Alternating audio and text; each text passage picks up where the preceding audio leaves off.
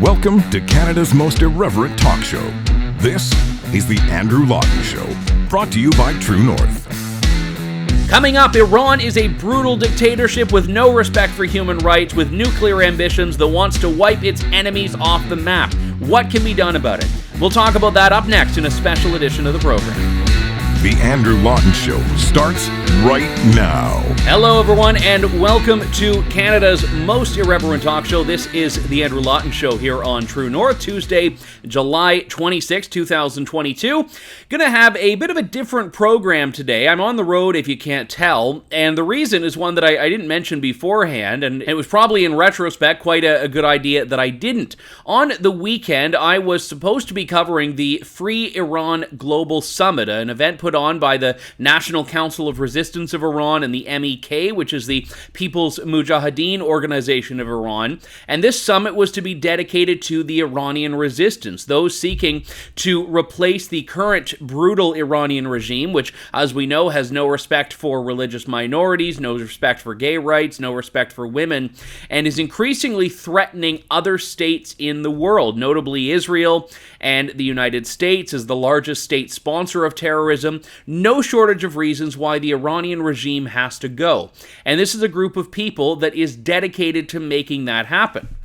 Now, the last couple of years, they haven't been able to have their summit in person because of COVID. I've covered them online. You can see some of my coverage on the screen there. And it's attracted a huge number of personalities, political leaders, and dignitaries from around the world, including in Canada, where in the past, people like Stephen Harper have spoken, Liberal MPs, Conservative MPs.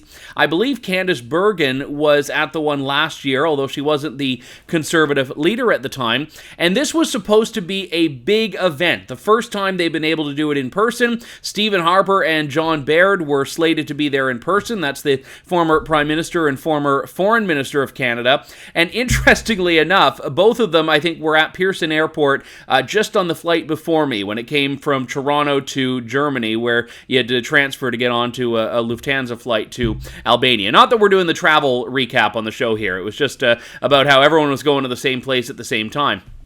And this event was canceled at the last minute because of a security alert. And we reported on this at True North. It started on the 21st, which was, I believe, the Thursday, with a security alert that was published by the United States Embassy in Albania. And it was very nondescript. It was very scant on detail. It just said the U.S. government was aware of a potential threat targeting the summit, and they advised U.S. citizens to stay away. Now, I'm not a U.S. citizen, so theoretically, I guess no one was telling me not to go. But it's the sort of thing you take seriously, especially because in 2018, when the NCRI and the MEK were having their big event in Paris, the Iranian government did in fact try to blow it up, and the bomber behind that was an Iranian diplomat, believe it or not, who's now facing a jail sentence, and there's talk about extradition going on as we speak. The idea of Iran targeting this event is not foreign, so you take these things seriously. The Albanian government also took it seriously and said to organizers, we really don't think you should proceed, so they had to pull the plug on this event, and a lot of the people that had already gone the distance, including, by the way, Prime Minister Stephen Harper, did not have an event to go to. Now, what happened after that, I have not reported on at this point because of the security implications of it, but several of the people there did participate in informal and casual tours and discussions that were not part of the big summit, but nonetheless did allow people to connect to the story of the Iranian resistance. And that's the story that people were going to be telling at that summit. And there was a delegation of Canadian members of Parliament and had Liberal MPs, Conservative MPs, one Bloc Québécois MP, and no NDP MPs. Now, interestingly enough, I was speaking with one of the organizers who's helped liaise between Canadian parliamentarians and the host organization, and she said, in the past they've tried to have NDP representatives there, and they just can't seem to get any that want to come to an event opposed to the Iranian regime. So take from that what you will, but there was multi-party representation, same as for the U.S., where you had Democrats and Republicans, and for other countries, they had delegations from France, from Italy, and so on. And interestingly enough, they had an event, a dinner reception, where a lot of these people were able to come together, but because they were already sort of there when the cancellation came, it was unimpeded by all of this. So what's fascinating about this topic is that it's an issue that everyone should be on side with. Everyone should be able to agree with it. The stories you heard there are absolutely phenomenal and gripping. I spoke to one gentleman, as I tweeted about, who stood next to a replica of how he was tortured when he was an Iranian political prisoner, put behind bars because he dared to criticize the regime. And it was just absolutely brutal, and hearing him describe in Farsi through a translator what happened to him was very difficult. Yet there he stood, saying, I'm not giving up, I'm not stopping the fight. Another woman who was in a room full of women, they were put in these, they're not even cells, they're cubicles, but I mean, they are cells, they're cages. And she was kept in this little box, and if you so much as raised your head above it, you'd get your head smashed down. And she spoke about how her and her friends were in this thing. Some of them never came out because they were killed. And there was a line that she shared with me that really stood out. She said, for starters, in Iran, simply being a woman in the first place is a crime. Everything else on top of that only makes it worse. So if you're an outspoken woman, if you're a woman that's part of an activist group against the regime, that is something that carries an incredibly steep punishment. So these people who have fled this were telling their stories, but many of them still have family back in Iran, which is why they have not given up the fight. And there was a lot of resilience in these people, which was quite something. And I've spoken with some of them on the show in the past. Meeting them in person, seeing this space was very significant. And because there were so many dignitaries there, I said we were able to have some informal conversations that weren't part of the main conference. And one of them really bordered on, I think, that cross-partisan element that I was speaking about before. I spoke to former United States ambassador to the UN's Human Rights Council, Ken Blackwell, who's also been a mainstay in the conservative speaker circuit in the U.S. I met him many years ago at CPAC, which is the big conservative political action conference. But it was interesting, and I spoke to him about this, how the world capitulates to a lot of these dictatorships and abusive regimes for reasons that, well, we got into it in our chat. Ambassador, let me first ask you about the political approach to Iran, because obviously this is bipartisan. There are Democrats and Republicans that are supportive of the work that's being done here, but I find it's overwhelmingly on the Republican side. So why do you think it is that in the Democrat Party there is still this resistance to calling out a regime that is doing all of the things that the left is supposed to hate? No women's rights, no gay rights, no religious minority rights. Yeah, it's a mystery to me why there isn't a greater groundswell of support within the Democratic Party. But I am pleased, I am encouraged by those who are speaking up and speaking out. And on my side of the aisle, I'm encouraged by those who want to work in a bipartisan spirit to be a force multiplier to the whole free Iran movement.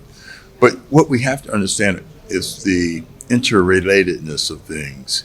I don't think there are too many Americans who don't instinctively understand that Iran is a threat economically, in terms of global terrorism, to them, and that a regime that goes unchecked with its brutality in its country will in fact eventually spread that cancer throughout the world. You served in the United Nations, and I know there are a great many criticisms that we can all make about the UN and its approach to regimes like Iran or Russia or these other places. But let me ask, is there a role for the UN that you feel it's doing particularly well in this? Well, one of the challenges of the Human Rights Commission and in Geneva and committee in New York is that what we find is that many of the folks on the jury should be in the dock. And so there's a lot of log rolling and horse trading that goes on, and tyrants and authoritarian regimes protect one another. But we can't retreat to the sidelines. We must engage, and we must we must win, or else, this will be settled by armed conflict. And so diplomacy is softer, economic sanctions are a bit harder, but we need to use all of the tools. Economic sanctions, we need to be also fully engaged in diplomacy, but we must understand that if we don't win on those levels, there will be hard war consequences across the globe. Madeleine Albright in her book has the line that I love, which is that diplomacy is everything from kind words to cruise missiles. And sometimes you get people that don't want to move much beyond kind words. And when you're looking at sanctions, the challenge that's always put, with Iran sanctions in particular, is that they don't actually harm the people at the top, they harm the people at the bottom, and they can actually be used by the regime to blame the countries that are applying the sanctions. So if you are looking at sanctions as being not the be-all and end-all, but one tool, how do you do them in a way that doesn't harm the people? Well, I'm not sure that you can. What I'm encouraged by is the growth, the expansion in the numbers of folks internal to Iran who are now siding with the opposition.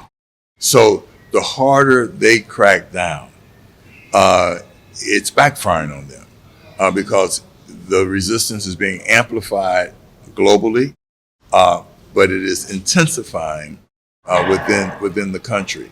And as a consequence of the inside-outside pressure, I think you can affect change, and in its most substantial form, regime change.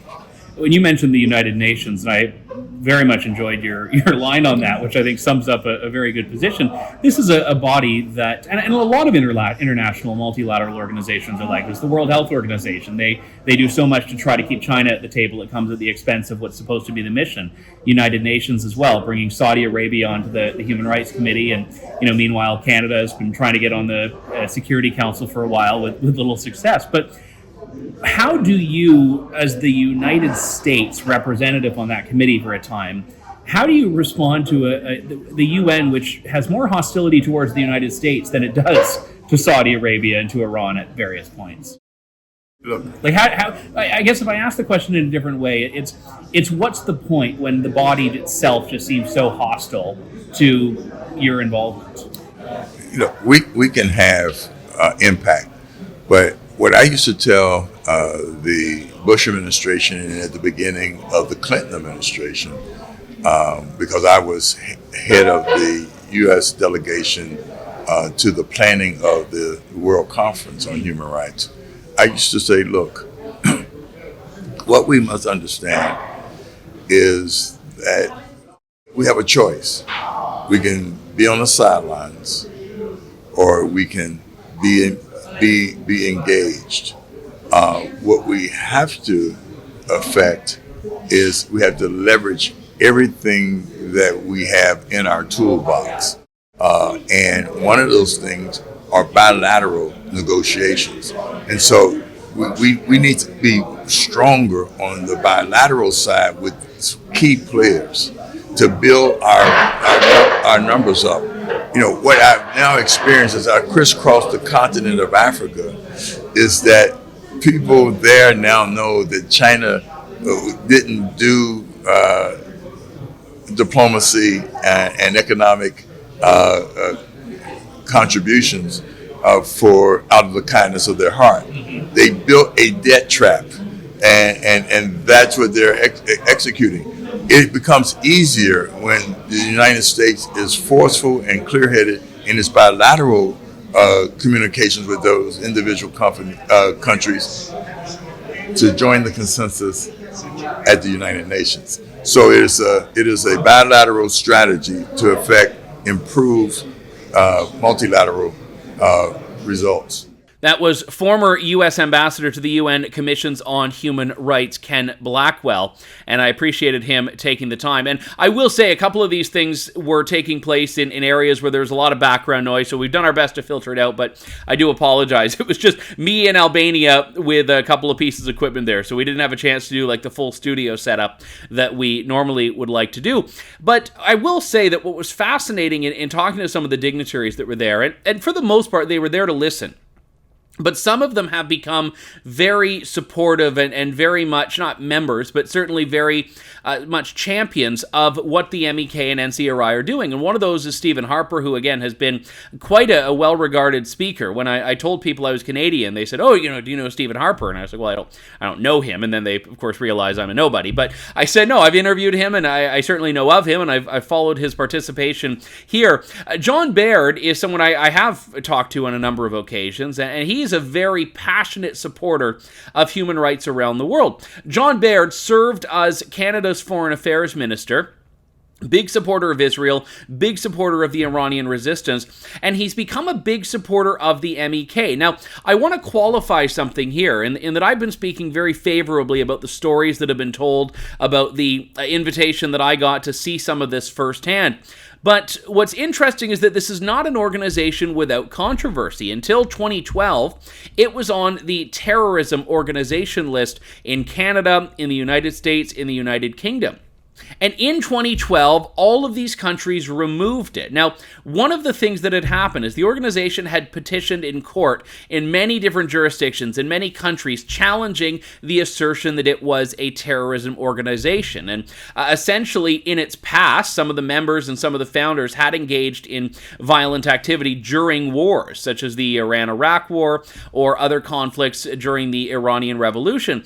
But what was interesting beyond that is that it was the Iranian regime that lobbied it. Bill Clinton, back when he was in the White House, put the MEK on the terrorism list as kind of a token to the Iranian regime when they were trying to get concessions on some negotiation. So that was the fascinating part, is that it was the Iranian regime, the brutal dictatorship led by Ayatollah Khamenei, that got them declared as a terrorist. And I think when a lot of Western countries 10 years ago were looking at this saying, well, this doesn't really fit. This isn't really a group that's a terrorist organization.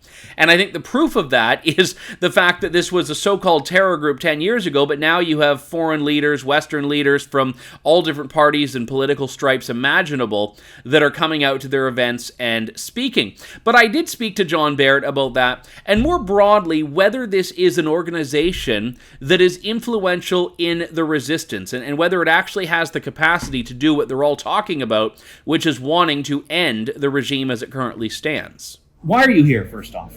I'm here to stand in solidarity with the people of Iran and their great struggle to break the yoke of brutal government by the mullahs in Tehran, and to promote that there is a better future for the people of Iran. Terrorism is the great struggle of our generation. My grandfather went to World War II to fight fascism and stayed in the Canadian Forces for 25 years and to fight communism. The great struggle of our generation is to fight terrorism. And Iran is the biggest sponsor of terrorism everywhere in the world. But the big victims of terrorism are the Iranian people themselves, and I'm inspired by their courage and bravery. A decade ago, this organization was on Canada's list of terrorist organizations, and that of the United States and the United Kingdom and elsewhere. And that changed while you were in government, while Stephen Harper's government was in power. What was it that led to that change, and how do you go as the foreign minister of a country that viewed this as a terrorist organization to being here as a guest now? I mean, what is it the country's got wrong? Well, I think if you look at both the Harper government and the Obama administration, looked at the facts and made a determination that it may have been at some point in the past, but it certainly wasn't going forward. And the fact you have a conservative government in Canada and a liberal democratic government in Washington, both do the same things, speaks to the most important thing, the truth. I'm inspired by the National Council of Resistance of Iran's 10-point plan: democracy, human rights, the rule of law, gender equality, no nuclear weapons, stopping the export of terrorism in the region and around the world. These are what people in the West have wanted to hear for a long time. The last few conferences, I know the last two have been online, when speakers like Stephen Harper, like you, and other dignitaries have come, they've all spoken about what feels like an imminence of being able to bring this organization back to Tehran and have this event there. And I guess what I would ask you is, how close to that reform do you feel Iran is, and what's missing? What's that spark that's needed to really get that change in the regime? The regime is, no doubt, if you look at the facts on the ground, this regime is at its weakest point in more than 40 years. We were briefed yesterday on the 5,000 resistance units in every corner of the country. When change happens, when regimes fall, it'll happen very quickly. And there's no doubt we're getting closer to that day. You look at how quickly the Berlin Wall fell and Eastern Europe got freedom. The same will be the case in Tehran. The IRGC is starting to crack. The government is afraid. The fact that they were scheduling a terrorist attack on Ashraf 3 this weekend showed how much they fear this organization. The fact that they have a law in Iran that doesn't allow a woman to run for president says they're afraid, Madame Rajavi. When you look at some of the changes in the Arab world, let's talk about Israel having all of these normalized relationships and new diplomatic relationships with Arab countries. The traditional allegiances are very much changing. And I was wondering if you saw a potential for change in the way the Arab world engages with Iran. Well, listen, I mean, I used to look at Iran's nuclear program and support for terrorism almost exclusively through the lens of Israel. But you look at the Sunni Arab Gulf countries who, when I was foreign minister and Stephen Harper was prime minister, we had an unprecedented, warm and constructive relationship, really phenomenal. With Saudi Arabia, especially the United Arab Emirates and Bahrain, to name just a few of the Gulf states. They live right across the Gulf from the mullahs in Tehran. And so they're every bit as afraid of this regime as we are. And of course, Canada, with the explosion of the Ukrainian plane, killing dozens and dozens and dozens of Canadians and even more Canadian residents. It shows you that we're not immune from the terrorism that this regime supports around the world. That was not an accident. It was a deliberate attack. And so now we've been drawn in directly as victims of this terrible government. I recall when the former Harper government ended diplomatic ties with Iran, there was some pushback domestically from the political left. And I was wondering if you felt, looking back on that, quite vindicated with how Iran has continued to go down. I'll start off with earlier that everyone thought that our strong and unequivocal support for Israel would kill our relationships with the Arab world. I think when we left office in 2015, we had not a good relationship with the Arab world. We had a phenomenal relationship with the Arab world. Our relationship with the United Arab Emirates, with Jordan, with Saudi Arabia, with Bahrain, with the Morsi, our support of the Morsi governments being ejected from Egypt, our support of the mission in Libya, whether it's Algeria, Morocco, I could go on and on. It was really unprecedentedly positive.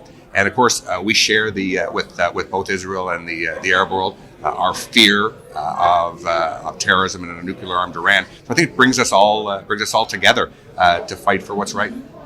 What do you think the role is, beyond statements of support, for countries like Canada in what this organization is advocating? I mean, I think everyone generally agrees that regime change has to be pushed from within, but what support, if any, do you think should be coming from Canada and the global community? I think we all, or most of us at least, would acknowledge that military-backed regime change by force doesn't work. I think we saw that regrettably in Iraq.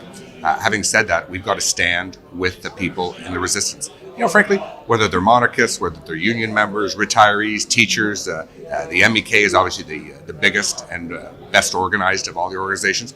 It won't be Western governments that choose the next government of Iran. It'll be a democratic choice. And I look at the 10 points in the NCRI's plan. I think Canadians and the Canadian administration should support each and every one of them.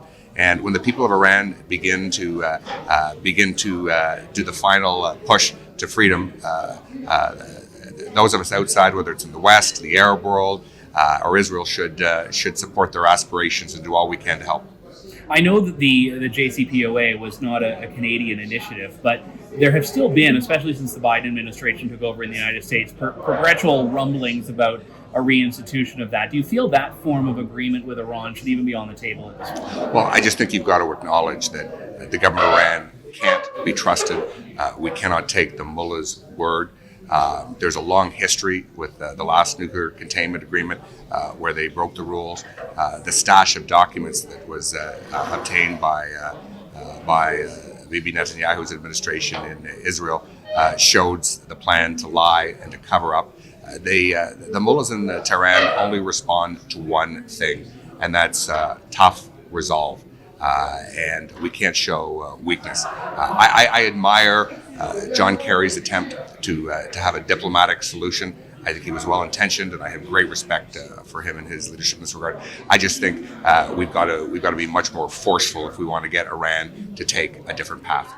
That was former Canadian Foreign Affairs Minister John Baird speaking with me in Albania, of all places, where I had never been, and it was quite interesting. I should say, speaking of Bill Clinton, I took a little detour because, of course, the conference was canceled, so I had a free day in Albania on one of the days that I was there, and I said, well, I want to see, because the Balkans is a region where countries are not all that far from each other, which is why the word Balkanization means what it does, breaking things up into smaller pieces. So I decided I would take a trip on one of the days to Kosovo, which was, the border was about 2 hours from where I was staying in Tirana, and beyond that you could get to the Kosovo capital of Pristina in about an hour, so it was about 3 hours all told. And I went there, and when you go into the capital of Pristina, you see this giant billboard of Bill Clinton, an American flag, and then at the base of the billboard, a statue of Bill Clinton. And then you go around the corner and you see Madeleine Albright Square, Madeleine Albright being the former Secretary of State under Clinton, because when the Yugoslavia war was going on, and you had, basically, it was the U.S. was the first place to really recognize Kosovo for what it was. And obviously the Serbs do not view Bill Clinton in the same light, but in Kosovo they love Bill Clinton, they love America. It's America-themed everything. There was like a Route 66 bar, there are American-themed restaurants, and it was a very fascinating place in that regard. So yes, Bill Clinton may not be popular to Iranian dissidents, but he is popular to the people of Kosovo. That is a little bit of a sidebar that has nothing to do with anything else, but came from the same expedition, so I thought I would share it with you here. Let's talk about the big elephant in the room, though, with Iran, which is its nuclear program. This has been a big part of the West's interactions with Iran. You may remember the Joint Comprehensive Plan of Action, the JCPOA, that Barack Obama's administration put forward with a number of European countries, gave Iran money, just boatloads of cash, literally cash being dropped into the country, lifted sanctions, and the exchange was that Iran had to give up its nuclear program. And there has been, to this day, a lot of dispute about whether it actually did that. In fact, the MEK and some other intelligence analysts, especially from the United States, have said no, they actually kept running secret programs, secret nuclear development that was not for its civil energy needs, but was in fact for nuclear weapons. And the country has clearly never given up its nuclear ambitions. The Ayatollahs, the new president of Iran, all of them have said continuously that they need a nuclear Iran. They want it. And there is a question about whether this is just because they want to blow Israel off the map, which is what they have said, or is it just about a deterrent? They want nukes so that no one else blows them off the map. These are some of the big themes and some of the big questions, but I think either way you have to accept that you're not dealing with an honest broker here. You're not dealing with an honest actor. You're not dealing with a country that is operating in good faith. So how should the world respond to the threat of a nuclear Iran? I spoke about this with General Chuck Wald, a retired general and also the former deputy commander of United States European Command. When we hear about Iran's nuclear ambition, is this, in your view, something that is purely a deterrent, or is there a risk of it being an offensive goal? My belief is it's offensive, although it's you never know. The problem is the uncertainty. I mean, there's an automatic deterrent because somebody has a weapon that can, mass destruction of whatever entity they're going after. Primarily now in the Middle East because they don't have intercontinental ballistic missile capability. They will eventually, if things go the way they're planning. But the issue with nukes is just like it's actually self-defining when you look at Russia and the Ukraine right now, is the threat of a nuclear attack by Russia has almost paralyzed the Western nations in some ways of really, really doing what we probably should have done for the Ukraine long ago. So it gives a huge amount of leverage. As inept as the Russians have been in Ukraine, that threat hanging over the Western countries, NATO, the United States, and others, has changed the dynamic in the Ukraine and in Eastern Europe. If Iran were to be able to get the weapon and validate the fact they can have a delivery platform of some sort, that would change the total dynamic in the Middle East. It's pretty volatile the way it is, but countries like Israel, you couldn't expect them to stand by and allow that to happen, because it would be the demise of their country if Iran were able to deliver, although there's a whole bunch of complexities there. And also, I think other Gulf Cooperation Council or Middle East non-Iranian Arab countries would feel compelled to get the weapon, because that's their counterbalance to this threat. The leverage that a regime like the mullahs now in Khomeini and Raisi, and the IRGC as their military arm, would get from a nuclear weapon is unacceptable. It's significant.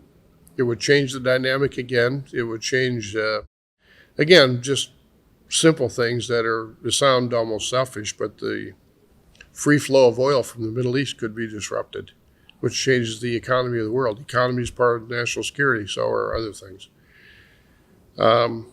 But the worst part is that you have a declarative policy by the Iranian regime that they want to destroy at least two countries and possibly others in the Middle East and the United States.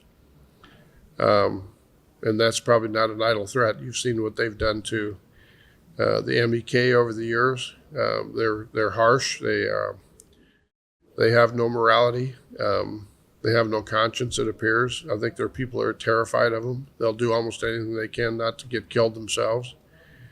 And you get the nuclear weapon, it changes that from just a terrible situation to an untenable one.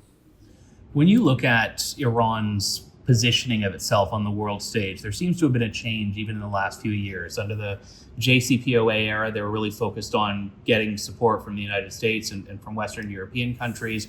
Now Iran seems to be further cementing this relationship with China and Russia, even after Russia's invasion of Ukraine. So do you see that Iran is committing to that disengagement from the West? I mean, it was always, I guess, a make-believe relationship with the West, but do you think they're completely abandoning even that pretense now?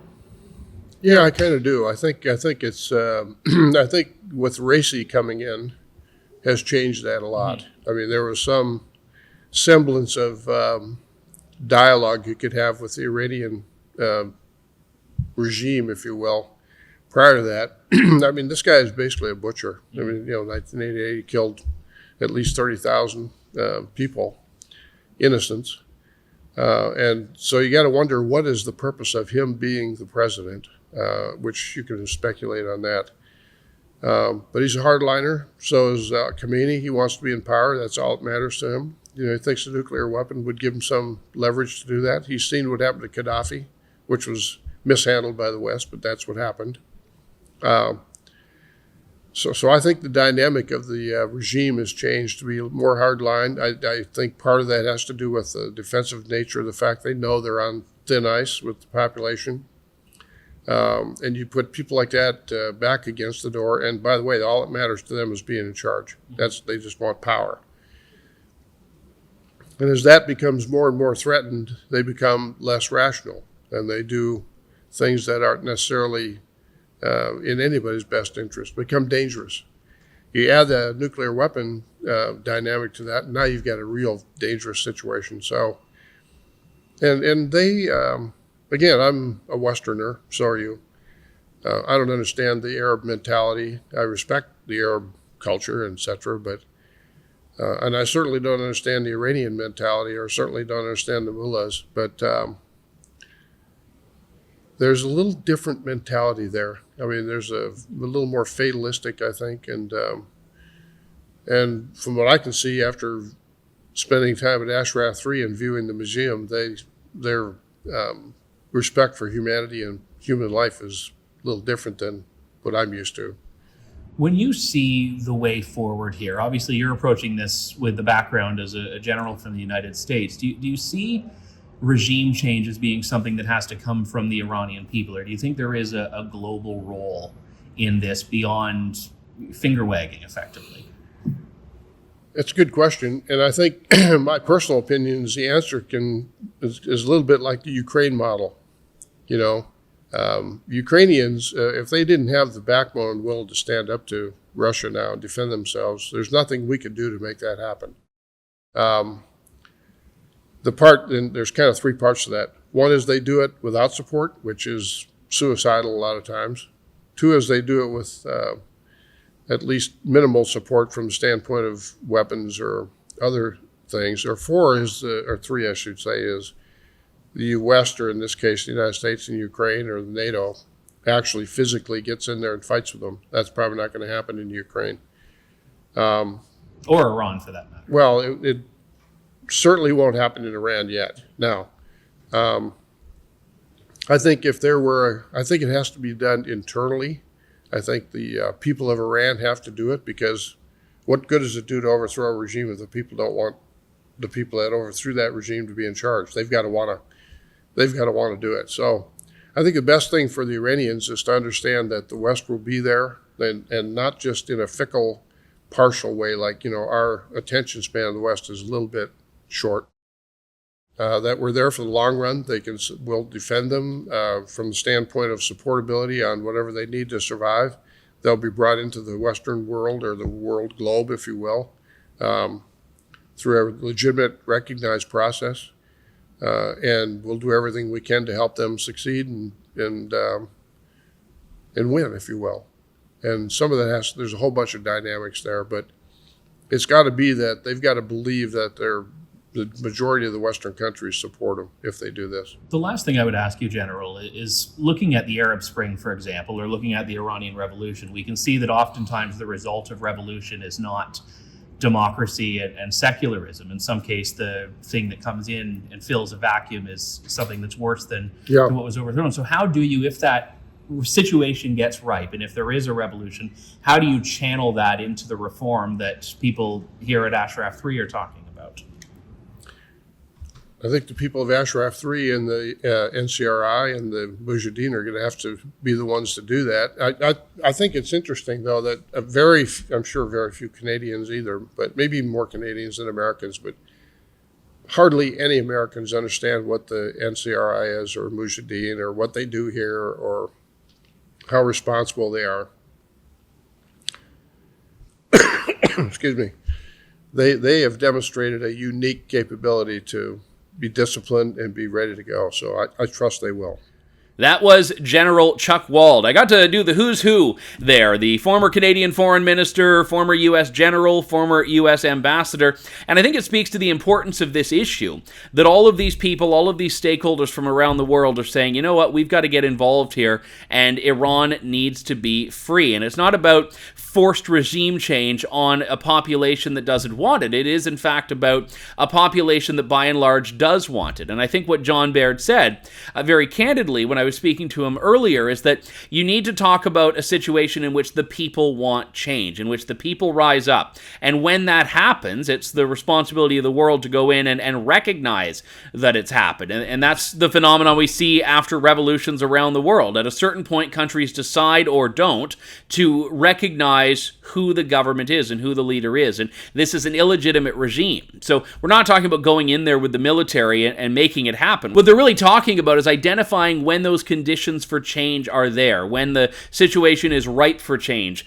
as they say in international relations. So I'll have some more thoughts over at tnc.news and some more reporting on this. As I said, there were, however vague, security concerns that made it so I didn't want to be reporting about who was there at the time as I was talking to them. But now that everyone has left Albania, I'm able to tell these stories in a bit more detail. And in this show, I shared a few of those conversations. Obviously, the point of these things, though, is that you learn a lot that you keep referring back to when stories emerge that deal with Iran, that deal with the human rights abuses, and that also deal with the resistance and the opposition to Iran, which seems to be growing by the day. That'll do it for today's program. However, my thanks to all of you for tuning in. We'll talk to you soon back on Canadian soil. This is Canada's most irreverent talk show on True North, The Andrew Lawton Show. Thank you, God bless, and good day to you all. Thanks for listening to The Andrew Lawton Show.